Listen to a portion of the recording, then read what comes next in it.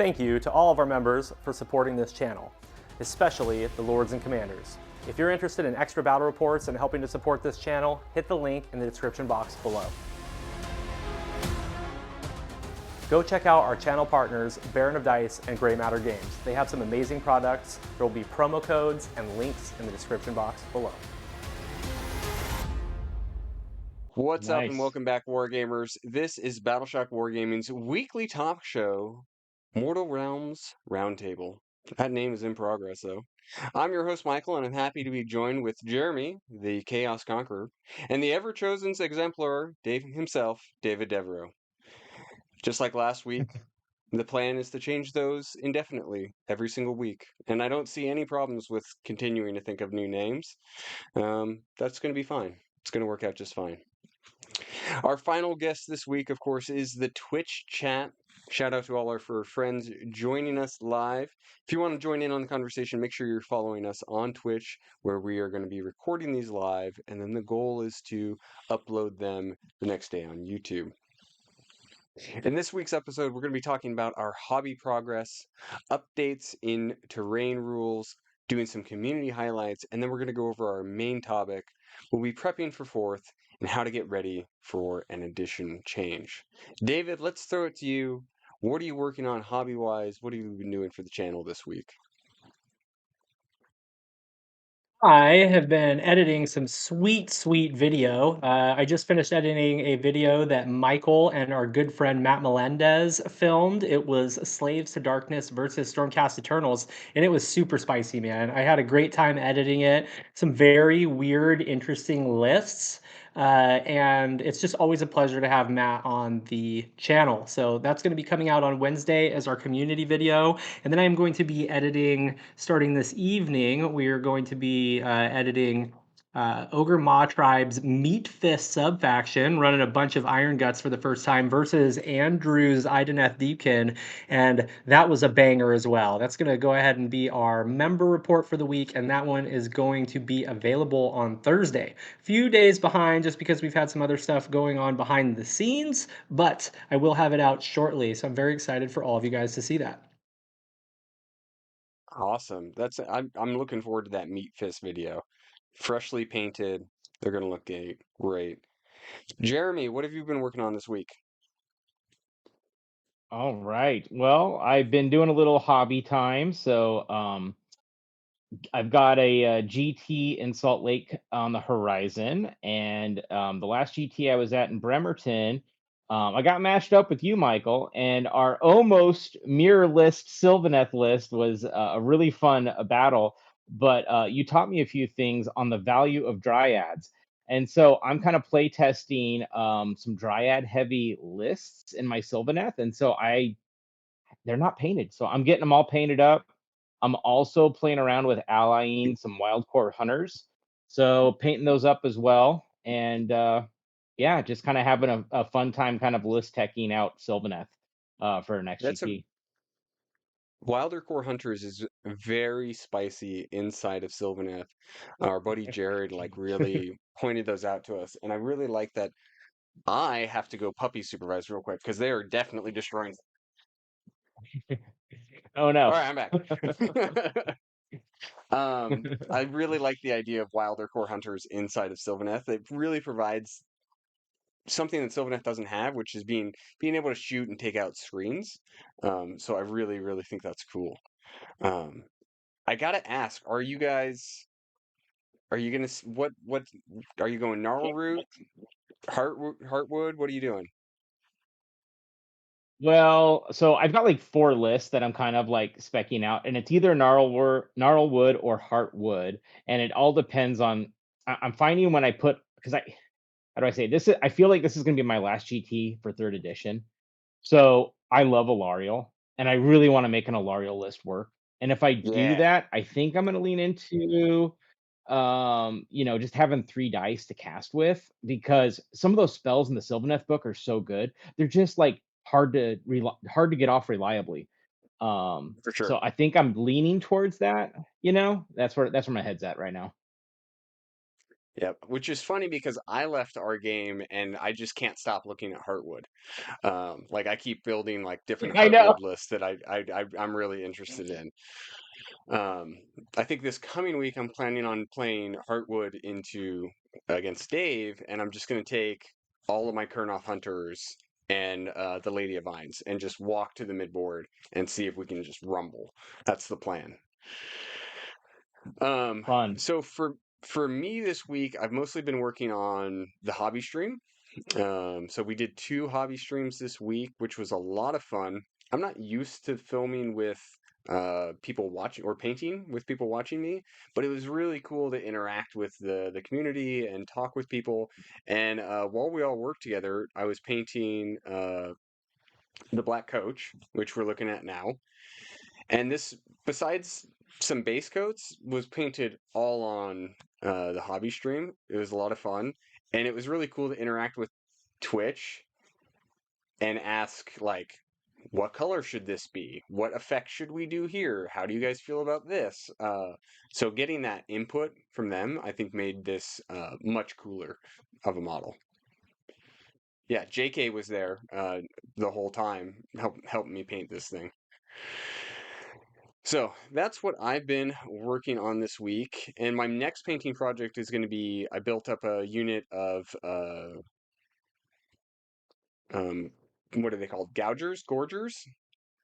Gorgers. So they're all painted or they're built up, and then I'm going to plan on painting them on stream as well this coming Thursday and Friday. So excellent to catch up. I'm seeing chats popping off. I like that Dave's in there responding in chat. I appreciate that. Dave, if there's something that's really good that people call out in chat, we're gonna ask for your guys' input as well because you are the fourth person in this talk tonight, so we want to make sure that we're including you guys. First thing that we need to do though, we got to look at the Warhammer community news. So let's get into that right now. I am excited for this. I know everyone else is as well because we got terrain rules, baby. We got Are they good terrain rules? Are they bad terrain rules? I don't know. They're terrain rules, and I'm excited for them. Are they? So Yeah. Are let's they roll terrain down. rules? Yeah. All right, David, you can see this, right? The universal terrain abilities. Yes. All right, you break these down for us. Go over these for us. Explain what these are going to do and what your thoughts are on these universal terrain abilities. Beautiful. So the first thing we're looking at is cover. Right now, if you're wholly on or within a terrain feature, it has the cover keyword, you are +1 to your save rolls. This has been updated.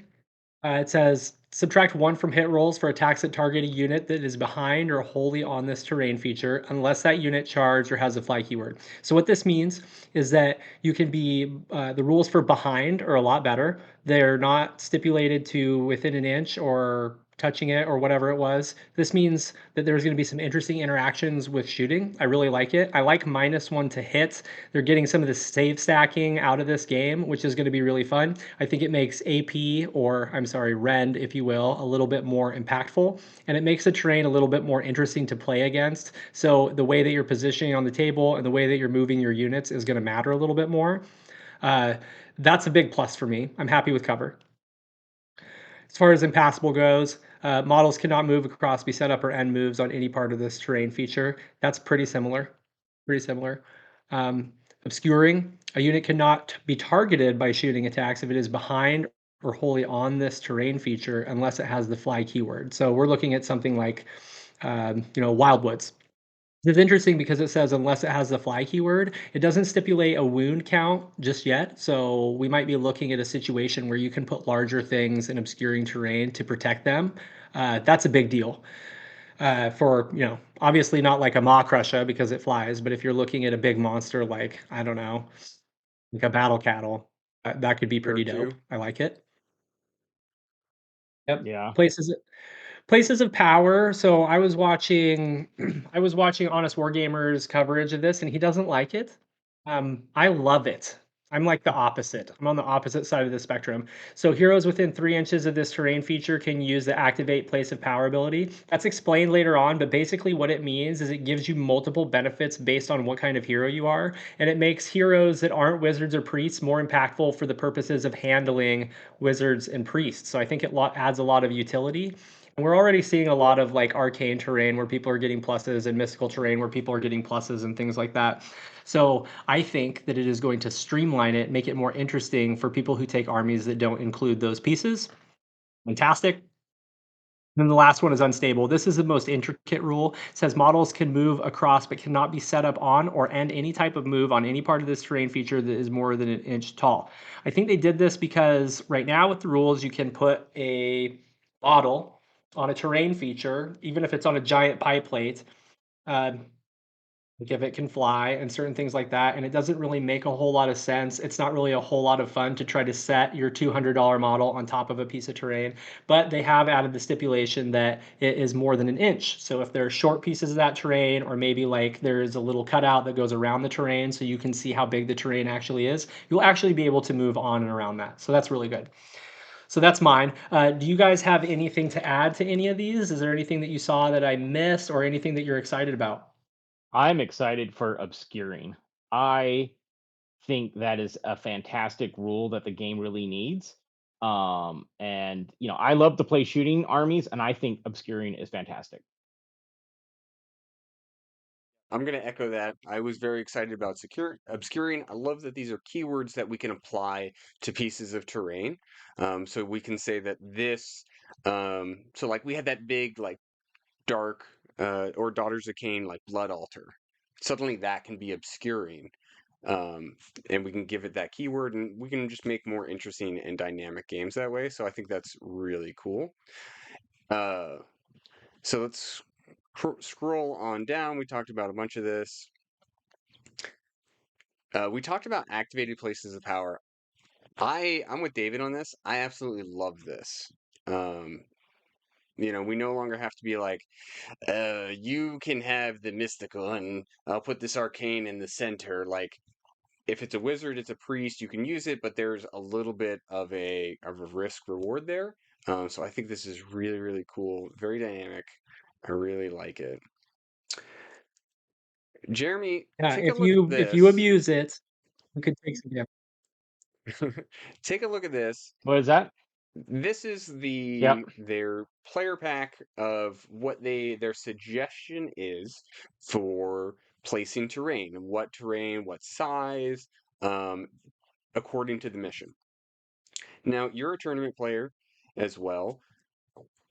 Tournaments are using player placed terrain. What are your thoughts on this? Is this better or worse than player placed terrain? How do you feel about this?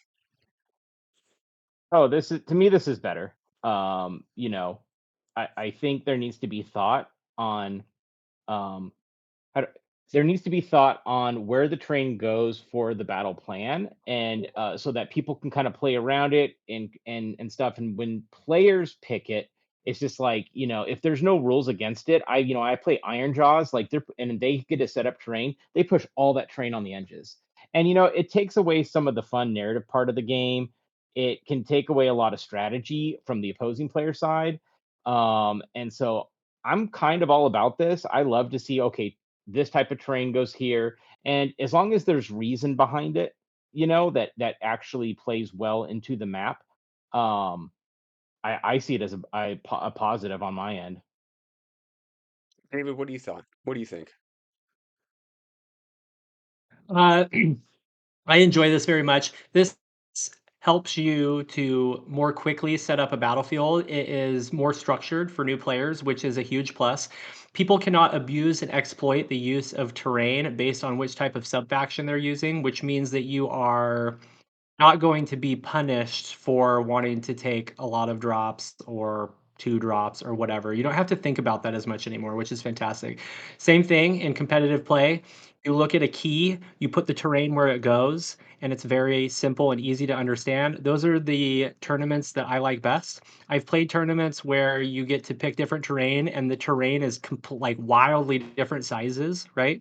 Um, a great example one time is Jared, our good friend, who's not here today, but Jared with Rage Babies was playing against a gentleman who was playing Sons of Behemoth, right? So he took a impassable that was like it was like 2 feet across, dude, and it was like 30 inches tall. And so he puts it there, and this was back when Lumineth archers could shoot over terrain out of line of sight. So there was not enough room for the Mega Gargants to get around the impassable at all. So he literally just uninhibited shot a double reinforced unit of archers over the top of that into his Mega Gargants for the whole game, right? So like little stuff like that that is not going to happen anymore, and that's good. I like structure. I like things that are coded properly and have keywords, and I think that it will be a more immersive and inviting game experience, particularly for new players. And honestly, that's what I'm most excited about in this fourth edition is getting to meet a lot of new players, teach them how to play the game, and just have them be a part of our community, you know? Completely agree. It Here, looks like here. most of chat is on board with the keyword changes. It looks like uh, Loner in a crowd was talking about how too often you find people who are setting up terrain to provide their most benefit. Um, so going away from that makes it more fair. I can definitely, as a Sylvaneth player, like when I get to set terrain, I am setting it to be abusive, right? Like I am absolutely putting those things in a way that I can use them to my benefit. And I know of games that I've certainly lost because I did that poorly. I can think of a couple times where I set terrain incorrectly and it cost me a game. So there's a small part of me that's going to miss a little bit of the skill expression that comes in this. Jared is very good at this, but Mhm. that is well worth the trade-off of being able to be more inclusive. And aren't they Insomnia giving you says a that little bit of options? there there are a little bit of Oh, go options. ahead. This is a recommendation, but you and I both know that as soon as they Yeah. recommend like how many pieces to train or what the board size is, like that's what it is. What what Oh, I just yeah. thought about is this also gives them options in like design in a match play to say like here's a different match play and this is how we think this terrain should be or here are your couple options. Kind of like what Warcoda did. I really enjoyed how they did theirs. They do call out right here that unlike faction terrain, which can be targeted and destroyed, regular Cernier pieces are going to be indestructible.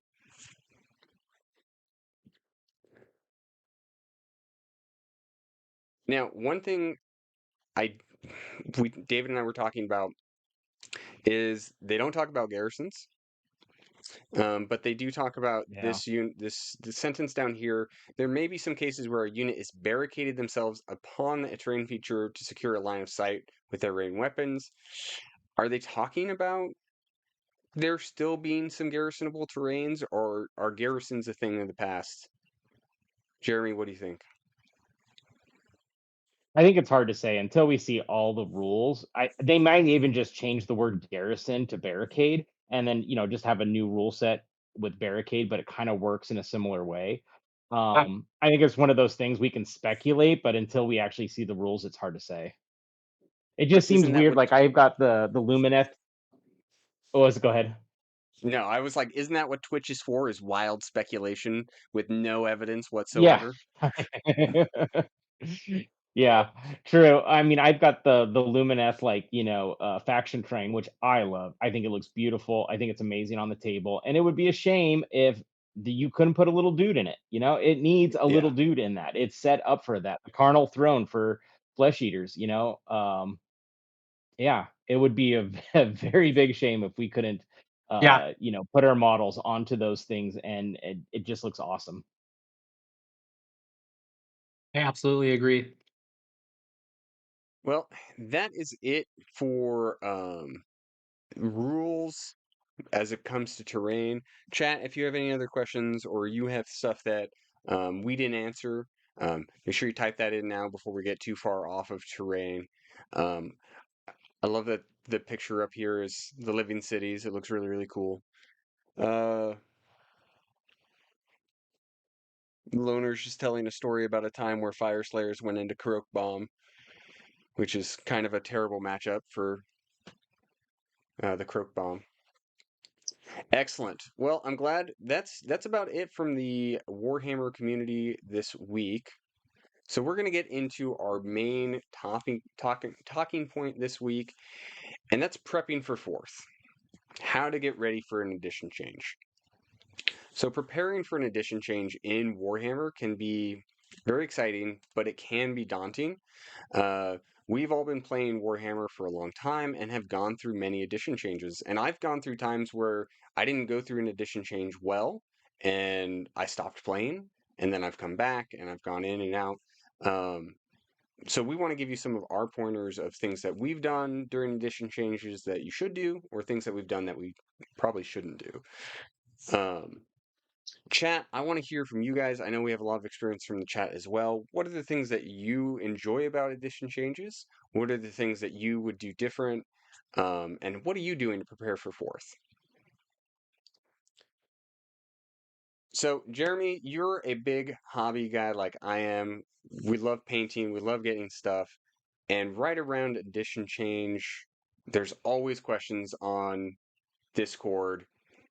What should I buy? What shouldn't I buy? What should I paint? What shouldn't I paint? What are you doing to reassess your hobby goals for the fact that fourth edition's coming? Yeah. So actually, I started in third. So I've never went through an edition change. So this is gonna be my first, edition update. And but I can tell you what I'm doing. So I'm holding back a little bit. I've got like, I've got a huge pile of shame, and I've got all these thoughts on how I want to build my armies and things like that. But one of the things I'm avoiding is I have a feeling they're going to de-incentivize spam in fourth.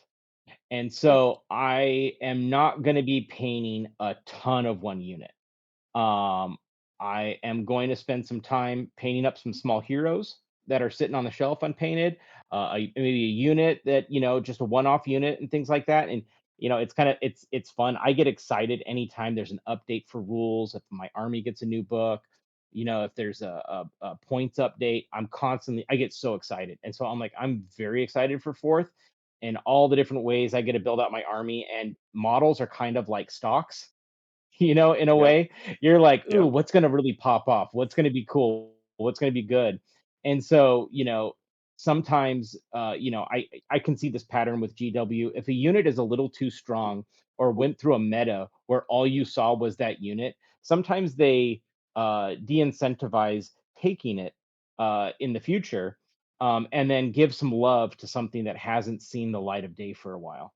So, to be honest, there's just stuff that I'm just like, this model's awesome. I bought this model for a reason. I think it looks great. It hasn't been great on the table, but you know what? Maybe now's the time to paint it up and get it ready. So when fourth comes out and I look at the rules and I'm like, and this thing's going to be a great addition to my army. I'm ready to go. I can put it on the table and start playing games. And so that's kind of the way I'm looking at and preparing for fourth, just making sure I don't overcommit to one unit and kind of just having some fun speculating on what I think will be fun and good. That's right. That's great. And I like what you said there about picking projects that you're excited about. Because if I'm excited about a project, if I'm excited for a model, I kind of won't care if it's good or bad. And I'm going to play it anyways in the new edition. David, are you doing anything to update your hobby goals in the new edition? Are you holding off on buying things, or are we still just going hog wild? What do you think?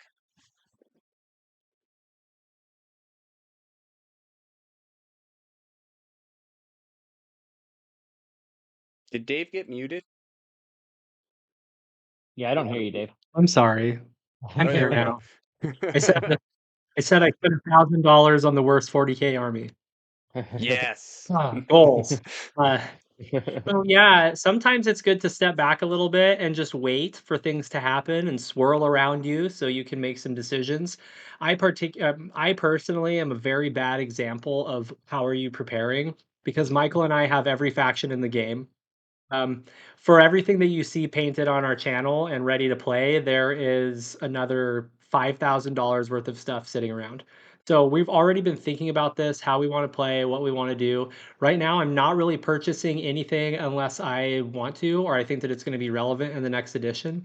Uh, but yeah, sometimes taking a little break from the hobby. I mean, you don't have to take a break from playing, but just take a break from it being like your main and you're spending all of your money on it and just wait until you find an index that you like, right? Because keep in mind, when this edition hits, there's going to be a bunch of indexes for all these armies, and the index could be amazing or it could be an index that you get to use until, this is a nice way to put it, that you get to use until your battle tome comes out.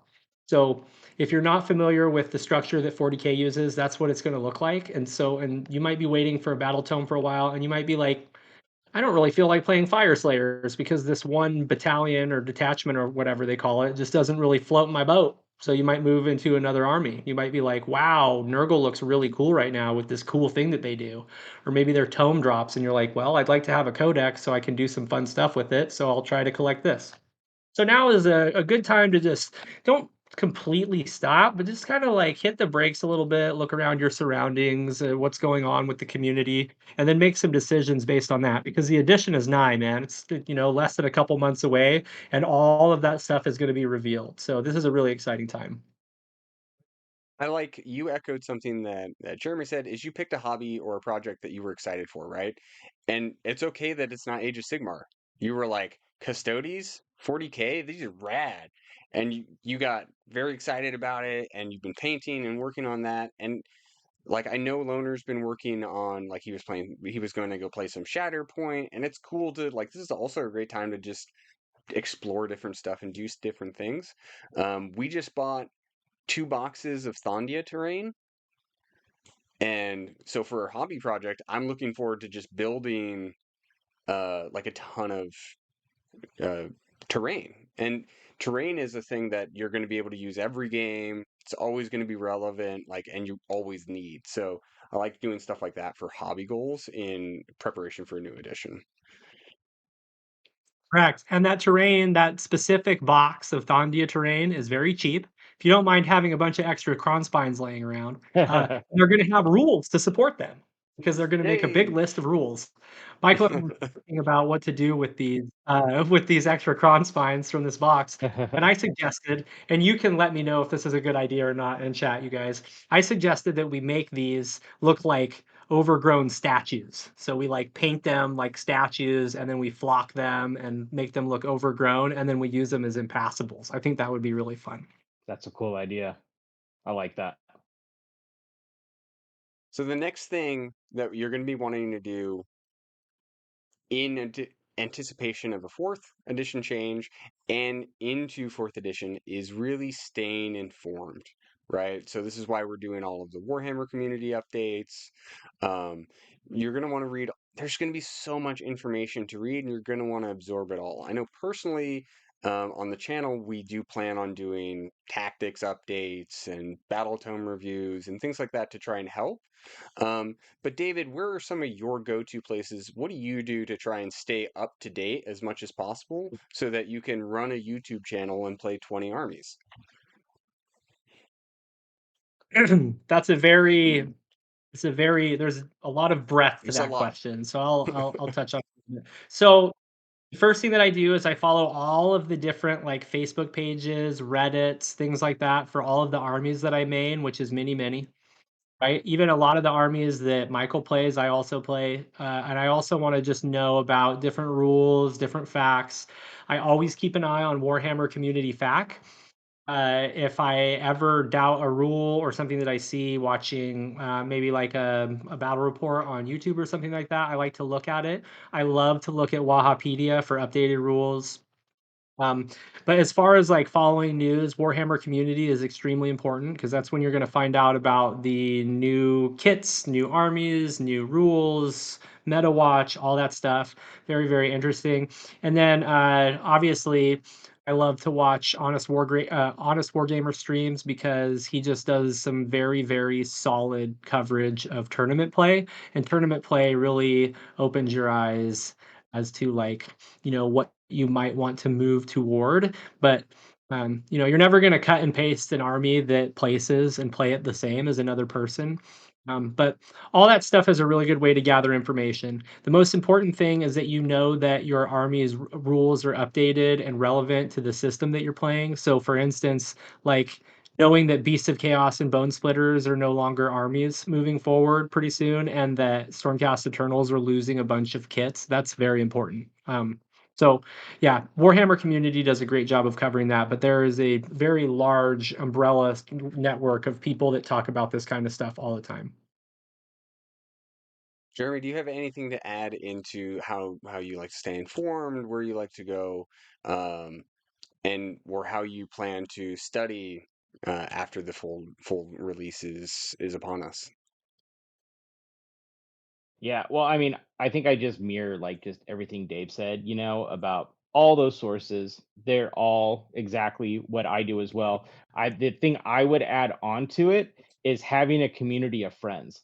And so there are times, I mean, like all you guys and all of our friends were part of like a text group, you know, and when something new comes out, we just all talk about it, Yeah, and then it makes me go to Discord and then look it up in more in detail and things like that. And so sometimes I am just aware of things happening and changing from like my close group of friends. yep. And so and then that feeds into, looking at the YouTube channels, looking at Discord, looking at the community page and things like that. But um, you know, I'm all excited about fourth. I get excited anytime they tease a little something, and then my mind goes off in all these different directions, and I speculate like crazy, and then I have to rein myself back in, going, I don't know any points. I don't know all the contextual rules that's going to come around this, but I just can't help but get Wild excited, speculation. and when you have a community of friends, yeah, I know. And it's fun to just speculate with your friends, and you have a game and you're like, well, how's this going to work in the in the new edition and stuff, and figure out like what units would be good if this is the way this rule is going to play out, Yeah. so Now, And the other shameless plug thing, for our Discord is that if you are looking for a community, our Discord, the Battleshock Wargaming Discord, which is free to join, is great for that. I actively go into our own Discord and say, "What about this thing? How's this thing?" And Loner, Valor, there's a bunch of people who are in there constantly, and they're very quick to answer questions, give insight, um, tease you if you say something really goofy. Like it's a great community, but having that group of friends to like be a soundboard off of, I think is also really important. Go ahead, Dave.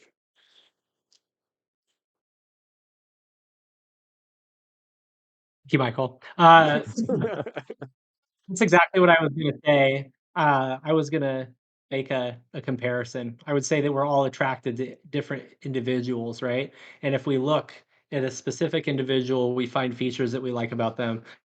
An army is very similar. So you might look at an army and say, "Wow, Heartwood is really good because I get to pick these 3 units and I get to go off against them." And then Michael might look at the same army and be like, "Wow, this magic is really strong if I take this specific sub-faction," right? So, the cool thing about talking with friends like we do on Discord and amongst each other in our gaming group is that you will play the same army in a wildly different way, and you'll get to pick and choose little things that your opponent does or that your friend does that you think is very interesting, and then you apply it to your play, and it increases the depth of your knowledge of the specific sub faction that you're playing. And I think that's what really helps an individual become a better player is you understand how to kit your army to handle different situations, but also how to kit your army to compete against another army. So Michael and I run into this a lot when we're looking at balance, right? We want to try to pick two armies that are balanced against each other, or that one will just beat the brakes off another if it's going to be a fast and furious type of game. So you can't really understand that if you're just playing one sub faction or if you just have one specific list that you know is good and you just hammer it into the ground. You're like, I'm going to play this every time I play a game until I know it all the way, right? Some people like to play that way. We like to show you guys variety, and I think a strong player needs to understand variety as well. Excellently said. This next talking point, guys, that's on our script, I'm going to combine into two because they're definitely related. I'm going to combine into one rather. Um, coming into a fourth edition, you really want to experiment with new strategies, and then you want to update your army to adapt to those strategies. But this can be a double-edged sword. And I would caution that when we're experimenting, we should try to break away from what we did in third edition, try and do new things, try and put new models on the table that you don't think are good, and be creative and express all of that creativity on the board, but wait on going full tilt into buying into it, into wildly changing your army until you know what the actual meta looks like. There's going to be a few months of really bumpiness. Um, Good example is in from 8th to ninth edition of 40K. The day of release, I went into my garage, I took my 40K army, and I broke every arm off of my Blood Angels. And then I completely reassembled them into a completely new army that was terrible. I spent a ton of time building something into a meta that did not exist. Um, so I think experimentation is really good, but I do caution that before we update, um, we see what the meta is going to look like. Jeremy, what updates to your army are you excited about? Are you looking at maybe starting a new hobby? Are you looking at a new project, or are you going to expand on an existing collection? What things are you looking at working on into fourth edition? Yeah, I would say personally, my focus is expanding on the armies I have. And then once fourth comes out, I actually have some armies. They're put together, they're just not painted. And I'm weird. I'm the type of player that like I have a really hard time putting unpainted models on the board. Like, maybe if like one unit's unpainted or something like that, but I feel like it needs to like it's just a personal weird thing. So it needs to be painted when I put it on the table. Um and so I've got a few armies that KO and Cruel Boys that are unpainted, and but I'm gonna wait till fourth comes out because I know what's going to happen to me. I've already got a bunch of armies. They're already painted. They're all ready to go. And I'm going to be experimenting like crazy once I get my rules and my indexes. And I just know my focus isn't going to be necessarily on starting a brand new army. Like, I really want to just see what the new rules are for the stuff I have existing. And then once the meta kind of pans out, once things kind of like, find a nice rhythm, then I think I'll have the energy to start something new. Chris in chat definitely agrees with you about not liking to play with unpainted models. No shame to people who are still working on the hobby, but that's some people Yeah, just really no shame. enjoy the effort that goes into that. Uh, Loner, on the other hand, says you need to get those Cruel Boys painted immediately. I'm very excited about playing Cruel Boys. They have caught my eye for a long time, and I just think they're just beautiful. And I just love like Trixie, the idea of Trixie orcs with all their like scheming and just hiding in the bush. And I just yeah, it will happen. It will happen. And I've got some great game, that company Gamer Grass. Yep. Um they do a bunch of little plants. I got all these cool little tropical plants. So my brain is like so excited about how I want to paint my Cruel Boys and get them all based. So yeah. Now, David, I want to talk about experimenting with new strategies just a little bit. And you're someone who I think, as a general, plays very different depending on your army. Whereas I feel like I play pretty consistently. I like screen hammer, magic in the back. But how you play Zinch is very different from how you play Corn, which is very different from how you play Big Wa. And you've gone through major changes in third edition with all of those armies. And it seems like you're really good at adapting your old play styles to the new armies. Is there anything specific that you do when it comes to experimenting with new strategies? So there's two big things that I've been trying to focus on to build myself as a player because I consider myself a medium player. I don't have the best tournament placings, but I do consistently play at a positive ratio. I take something different at every single tournament that I go to, which is very challenging. But the two things I'm really focusing on is I'm looking at what is the tempo of the army, when do I want this army to really turn on, and when do I need to really make my moves to make the army maximize its damage output and complete its objective. So I'm looking at tempo of an army. I'm also looking at the structure of the battle tactics that I'm completing and what specific roles each unit plays in my army. If it doesn't have a clear role, I try to look at the structure of my list and find something that can fit a role a little bit better. So my army seems a little bit more cohesive. Some armies can break into two flanks, can handle two different flanks. Some armies castle. Some armies will try to pin or to do kind of an alpha approach where they stop the army from scoring primaries. And then there's a lot of armies that are just great on the mid board. Like if you're looking at horde armies or if you're looking at very armored armies like Slaves to Darkness. So understanding the role of your army is really important, and the tempo of your army, when you should be making the moves that you're making, and then trial and error, right? I don't think that you should ever be scared to try something new. I can't tell you how many times I've heard from somebody, "Oh, this unit is terrible. This unit doesn't do this or that," and then you can implement it. And if you are smart about how you implement it, and you can do some fun stuff with it.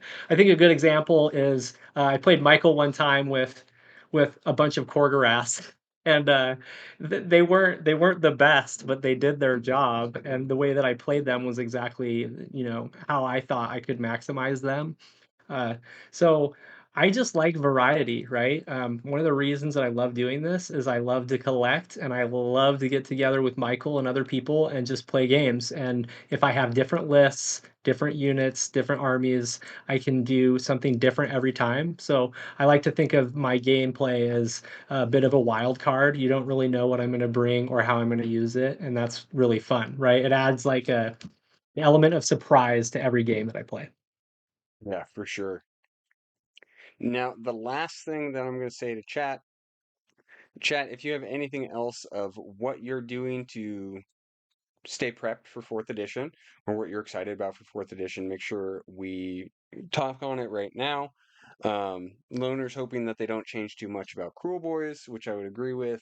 That's a really hard army to balance, though, Loner. Could be really rough. Um, and it sounds like a lot of people are getting into some good hobby projects, which is really exciting. Enjoy the process.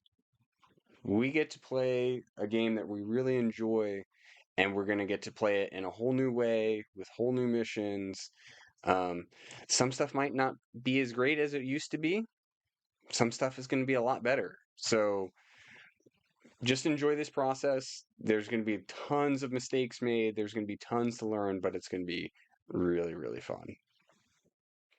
Gentlemen, do you have anything else to sit that you want to talk about before we switch to our next topic? Perfect. We're moving on then. So the next thing we're going to work on for a little bit is going to be our community highlights. So let's start with some hobby highlights real quick. Um, we've been talking about hobbying a lot. I love hobbying. So we're going to do some hobby highlights from our Discord. If you guys are in there, all you got to do is jump in and, well, let's just start with this bad boy right here. Look at this snake that we're looking at. This is by Tim, and he's been working on a beautiful Daughters of Cain army, and he's just posted this today, and I loved it so much that I immediately added it to our stream today. Look at this bad boy right here. What do you guys think of this thing? Looking awesome. I dig the color scheme a lot. Yeah, I like the use of the technical paint so it looks as gory as possible. And I love pink and purple. I don't know why, but I think it just looks so nice. This reminds me of last week. We had a Crethusa with pink hair, like Barbie style, and I was just enthralled same with that model. I like how same guy. the Oh, same guy. Okay, you're doing an amazing job, Tim. But I love how you're building the snake from like kind of darkness to like the head is like very like bright. It looks venomous. very interesting. I love that. It's gonna look very, very sharp once you get the eyes and teeth and tongue all cut out and finished. It looks amazing, dude. Love it. This is by our boy Spartan. This is a 3D print proxy for the Celsin Prime, and it's very cool, very built Celsin Prime. What do you guys think of this guy? And it's got a really cool, like, the body language on the model creates like a silhouette. And so it's just got a really cool silhouette with the hammer above the head and, the helmet, and the wings kind of framing it up on each side. So it's just a really kind of dynamic looking, pose. So uh I think that wings are to me like the most interesting thing. It feels very mechanical, like they would like kind of fold in on each other, and then like close up on his back. And so Yeah, when I look at stuff like that, like my mind already kind of like animates it in my head. So it's just got some really cool like energy to it. I think the most interesting part to me about this is that there's kind of an aura of energy coming from Gal Maraz, which is nice because a lot of people look at the Celestin Prime and they're like, "What is with that swirling cloud underneath him?" Like, it doesn't really match any kind of aesthetic. It looks cool, in my opinion, it looks cool. But this kind of like gives it some character. Like, it's the energy emanating from Gal Maraz, which is the Warhammer, right? Uh, I dig it. It's a really cool 3D print. I would run that model happily, in my lists. I think that it, represents the model very nicely, and it's just cool. It's just fun to look at, and it's something different because 'cause we've all been looking at the Celestine Prime for 8 years now, so we know it's a cool looking model. I like this guy a lot, and we know how much we're fans of the purple and gold scheme. Big fans. We have Ionis, a finished Ionis here. This is by Jay Harris. Well done, Jay Harris. I can't zoom in any closer, or I probably can, but I'm not perfect at Don't the break OBS the quite yet. screen. But he did. I thought he did a wonderful job with the shading on the wings and the red. Ionis has a difficult paint job on his wings because it goes from light to dark at the edge of the wings, and he really captured that here. And the rider is still very bright on there as well. So I thought all of this was really well executed and looked together really, really nice. I really Absolutely. enjoy the shading on those wings. I think that the wings pop, which is very important with those giant dragons because they're like Yeah, 70% wing. So, yeah. well done on the most important parts. Kudos to you. Yeah, Now for agreed. our I painted my Ionis a few months ago, and he was just a joy to paint, and it looks like this guy had a really fun time painting him. Yeah, he did a great job. Last but certainly not least, the Hell Pit Abomination. This is painted up by our Yes. boy Boggy, and he has such a cool color scheme that he's going with his Skaven.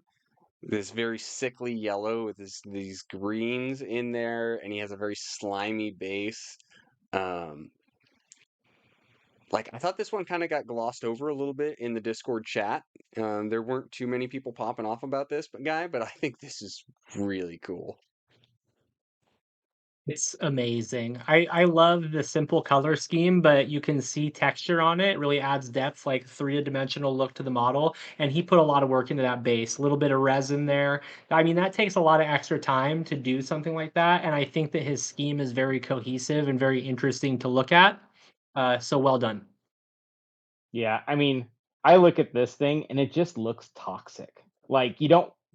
you don't want to touch it or you're gonna get a disease, you know? Yep. I love it. So Yes, well, perfectly. well done to you. Now, It's before very we get, nice. it's very nice. Before we get into our next segment, Loner had a question a little bit ago that I want to go back and touch on. He said, actually, I have a question. I know you guys have a schedule for filming, and the turnaround times for videos can take a while, which is true. It's a couple weeks. Are you guys slightly hesitant to keep filming third edition content as the new edition approaches? David, we kind of have a plan. Do you want to break it down just a little bit for Loner? I'm sorry, I was reading comments. One more time, Michael. I apologize. He's asking if we're hesitant to keep filming third edition battle reports because fourth is coming so soon. So, what are we doing channel wise to prepare for fourth edition? When's our cutoff date? Do we even know? So we don't have a hard and fast cutoff date. It's important to us that we keep delivering content to you guys. Even though we're in a little bit of a lull, we're still having a lot of fun, just like you guys are. So we're thinking of some different fun lists that we want to play.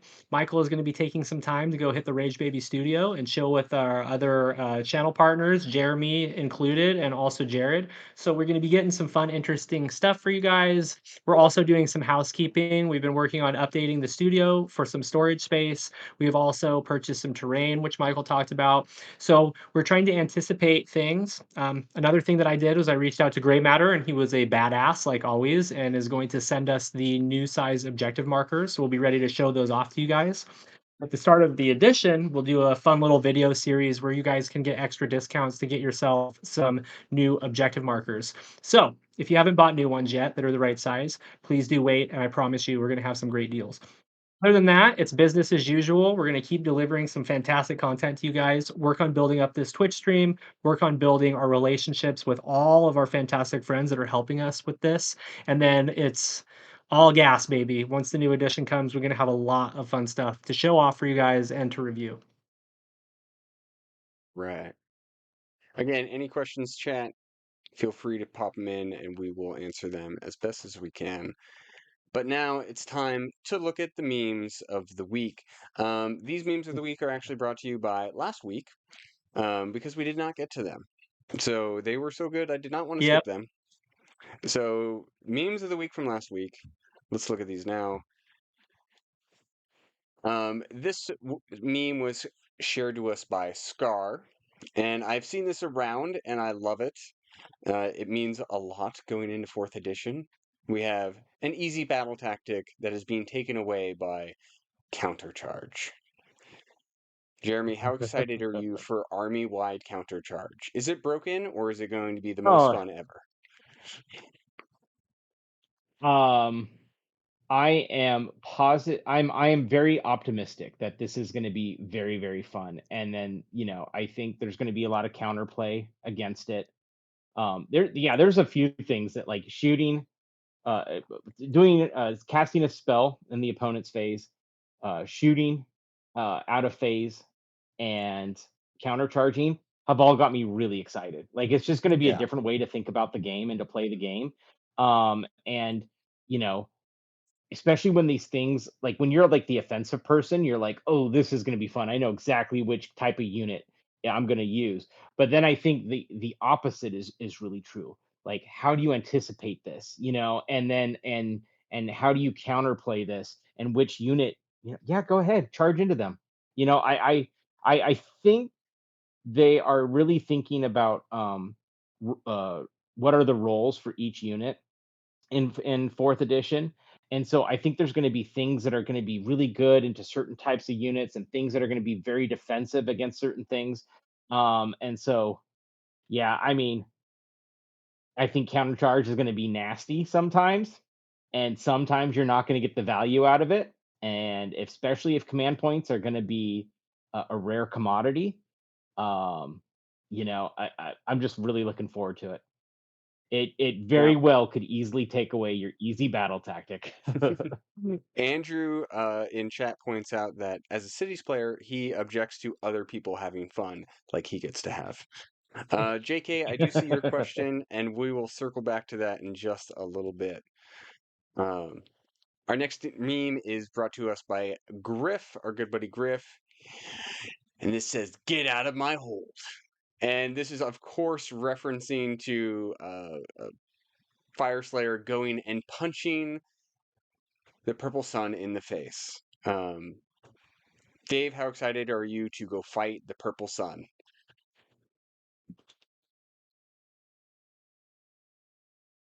You're on mute, Dave Dave. is Dave is muted again. I'm here. I'm here.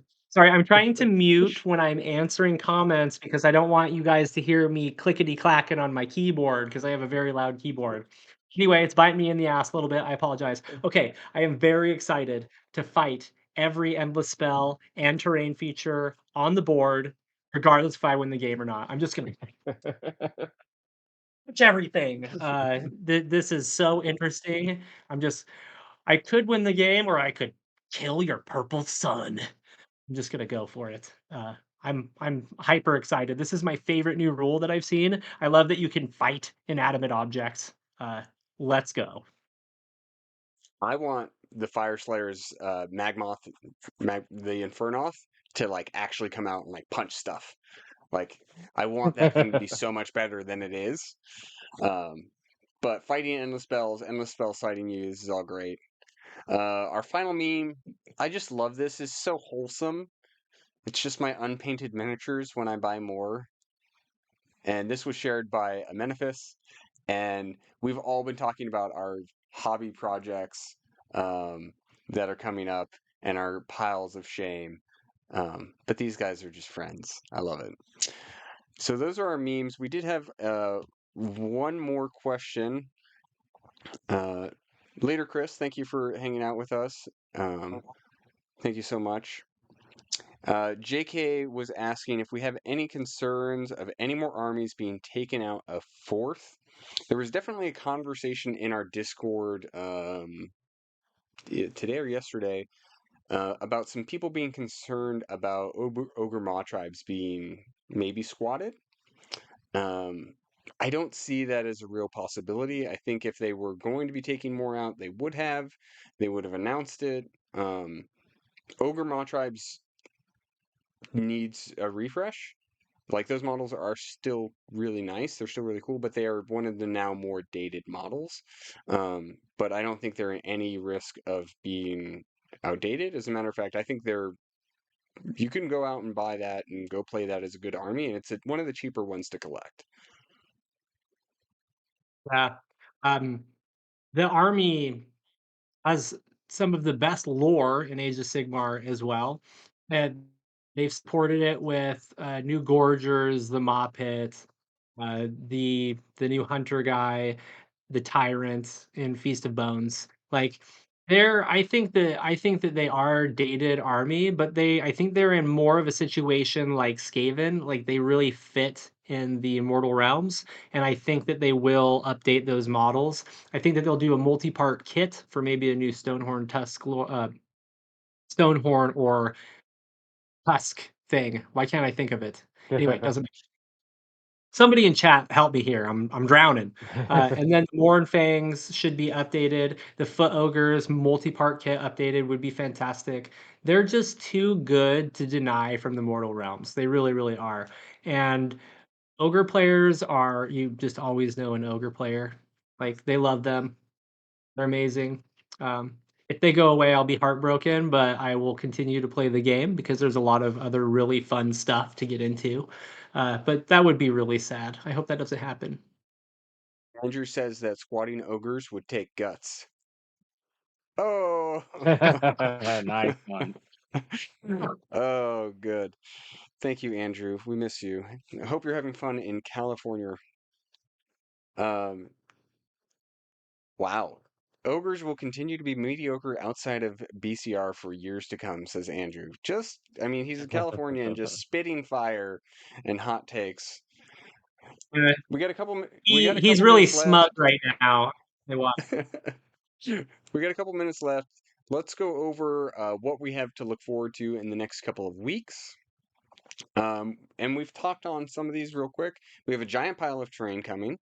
So we're going to have new terrain for the table. Um, and then Hobby Shock. We're going to be filming more hobby content. That's going to be over on our Twitch channel, so you can come hang out and have some input in the models that we're painting.